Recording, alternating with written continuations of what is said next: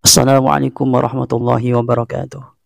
Bismillah, alhamdulillah, wassalatu wassalamu ala rasulillah Muhammadin sayyidil mursalin wa ala alihi wa sahbihi ajmain, amma ba'du. Ikhwanan dan muslimin yang dimuliakan Allah, pada kesempatan kali ini kita akan membahas tentang masalah yaitu pawai lebaran ya, atau takbiran, yang mana pada era sekarang ini bermacam-macam dibuatnya. Dulu itu sederhana sekali dibuatnya, sekarang itu sudah bermacam-macam lah. Salah satunya yang akan kita reaksi atau kita tanggapi ini adalah pawai lebaran yang di sana itu ada patung-patungnya, seperti di sana ada arak-arakan patung binatang, dan nanti kita sikapi sebenarnya bagaimana menurut pandangan fikih begitu. Karena pada zaman sekarang ini masyarakat kita juga harus kita kasih tahu sebenarnya mana sesuatu yang memang mujma' alaih ini tidak diperbolehkan, mana yang ada khilaf di kalangan ulama begitu. Kita saksikan kemudian nanti kita komentari ya.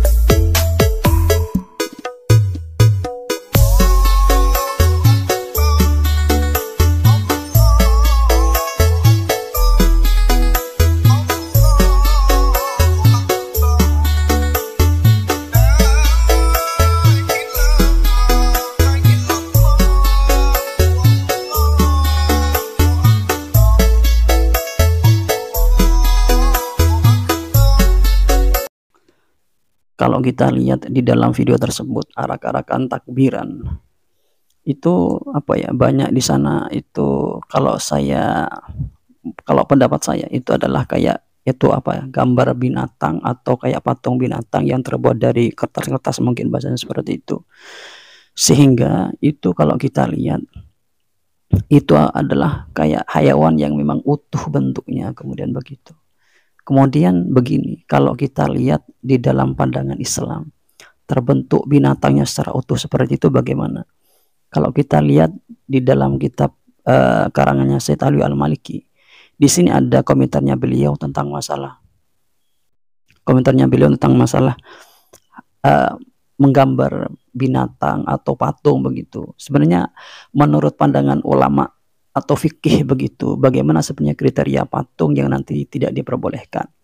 Kalau kita lihat di dalam kitabnya beliau ini, di sini ada ibarat begini, fa'ulimah annal mujma' ala tahrimihi min taswiril akwani majtama'a fihi khamsatu quyudin inda ulil irfani.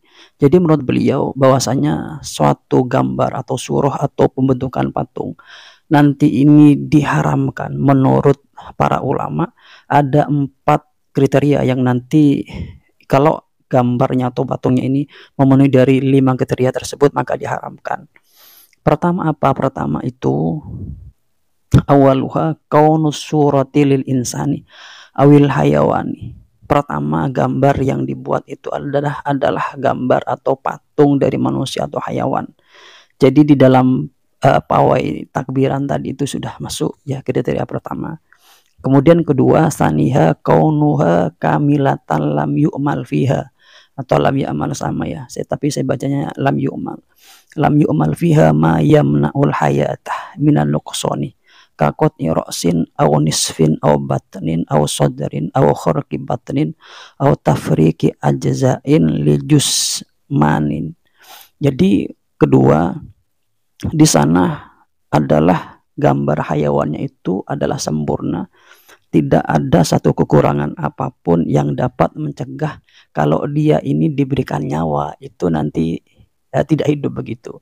Atau gampangnya begini, kalau bentuk patungnya itu utuh sehingga aku andaikan ini adalah memang nanti ada nyawanya begitu, atau bahasanya ditiupkan ruh, itu nanti dia bisa hidup, maka ini nanti diharamkan. Seperti apa? Kalau tidak sempurna itu seperti lehernya diputus, jadi antara leher ke badan itu diputus, tidak nyambung gitu. Kemudian perutnya itu dilobangi, atau misalnya badannya itu dipisah-pisah begitu. Itu kan kalau dipisah-pisah kemudian diberikan nyawa, tentu kan tidak hidup. Kalau kita lihat di dalam arak-arakan pawai takbiran di dalam video tersebut, itu kayaknya utuh ya. Itu yang kedua. Jadi kedua sudah memenuhi juga syaratnya kriterianya untuk nanti hewan yang dibuat di bawah arak-arakan takbiran itu mau kita haramkan. Ketiga adalah salisuha kaunuha fi mahallin yu'lamu la fi mahallin yusama bil wat'i wal imtihani. Jadi ketiga, dia ditaruh di tempat yang memang dimuliakan. Tempatnya itu dimuliakan, tidak di tempat yang tidak dimuliakan. Contoh tempat yang tidak dimuliakan apa? Misalnya di tanah bisa diinjak atau yang lainnya. Kalau kita lihat juga di dalam video tadi, yang hewannya bermacam-macam hewan yang dibuat di bawah arak-arakan takbiran itu kan taruh di atasnya sehingga tidak bisa diinjak, bahasanya seperti itu. Atau dengan pakai bahasa ini yu'dhamu la yusamu begitu. Jadi kriteria yang tiga itu masuk. Kemudian yang nomor 4, rabi'uha wujudu dzillin laha fil ayani. Jadi kalau kita gambarkan begini, jadi patung tadi atau hewan yang dibuatkan tadi itu, atau gambar manusia atau hewan itu, kalau diletakkan di bawah matahari atau di panasnya matahari gitu, itu ada bayangan yang menyerupai gambar tadi. Di dalam patung yang atau gambar hewan yang dibentuk itu, yang dibawa arak-arakan takbiran itu ada. Jadi kriteria nomor 4 itu ada ya. Kemudian nomor 5, khomisuha ala takunah li siwaril banani minan niswani. Jadi nomor 5 ini adalah gambar yang dibuat tadi itu tidak untuk diperuntukkan ya untuk anak kecil. Jadi orang-orang anak kecil ya, anak perempuan begitu, kecil perempuan itu. Sedangkan kalau kita lihat di dalam patung yang dibuatkan itu, patung kan besar itu, yang dibuat arak-arakan tadi itu bukan untuk anak perempuan yang kecil, bukan. Tentu kalau kita melihat pandangan dari Said Alwi Al-Maliki ini di dalam kitabnya beliau ini, itu sudah memenuhi kriteria bahwasanya hayawan yang dibentuk di dalam dan dibawa ketika arak-arakan takbiran seperti di dalam video tadi sudah pas kalau kita mau katakan itu tidak boleh gambar tadi itu.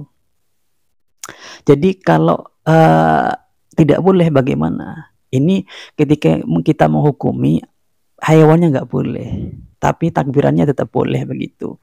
Maka sebaiknya begini, sebaiknya di masyarakat kita itu mentradisikan sesuatu yang tidak dicampur dengan yang haram. Kalau musiknya masih khilaf ulama, tapi kalau patungnya, kalau kita lihat di sini itu memang ulama itu banyakkan sepakat bahwasanya itu tidak diperbolehkan. Kalau kita lihat kalau ulama kontemporer seperti Syekh Ali As-Sobuni, teman-teman bisa lihat nanti di Ahmal Quran ya, di Ahkamul Quran kalau nggak keliru itu kitabnya beliau itu di sana juga dijelaskan bahwasanya kalau kita lihat seperti tadi yang dijelaskan oleh Said Alwi Al-Maliki itu sangat tidak boleh sekali. Jadi dikatakan memang tidak boleh sebenarnya patung yang dibawa tadi itu atau gambar hewan yang dibuat dari apa itu kemudian dibawa arak-arakan takbiran tadi, tidak boleh. Kemudian begini, di masyarakat itu kadang begini, yang disebut dengan patung itu sorifnya hanya yang terbuat dari tanah saja, tidak begitu. Yang dibuat dari kertas yang kemudian pakai kayu atau apa yang menyerupai hewan seperti tadi itu tetap tidak boleh itu.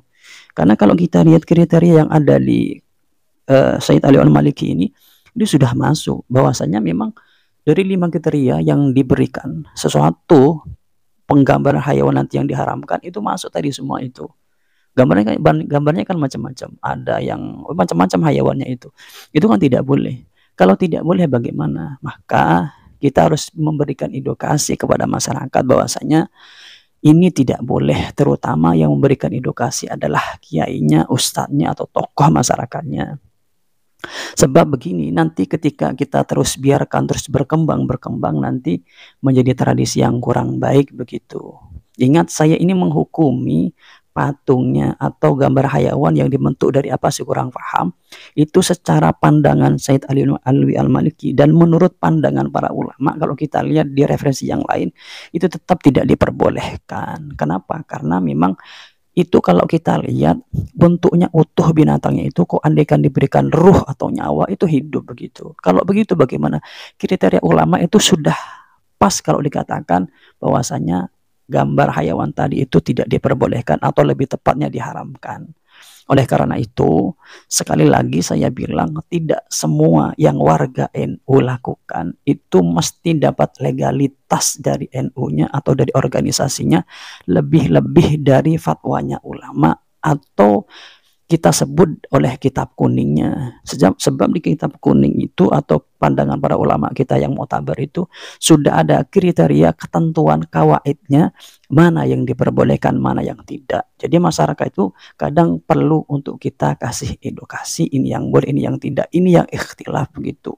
Cuman parahnya begini, kalau dari orang-orang Wahabi yang memberikan satu pandangan, mereka menjas ini haram dengan tanpa memberikan satu pandangan ulama atau dalil. Cukup memberikan dalil secara umum, kemudian mengatakan ini boleh dan tidak boleh begitu. Itu yang keliru menurut saya dari orang-orang Wahabi, terutama YouTubernya. Sebab YouTuber Wahabi ini kalau kita lihat ya rata-rata mengambil referensi dari Google, kemudian dari video-video, kemudian ngomong sebisanya mereka begitu. Tidak berdasarkan referensi kita para ulama-ulama yang muktabar.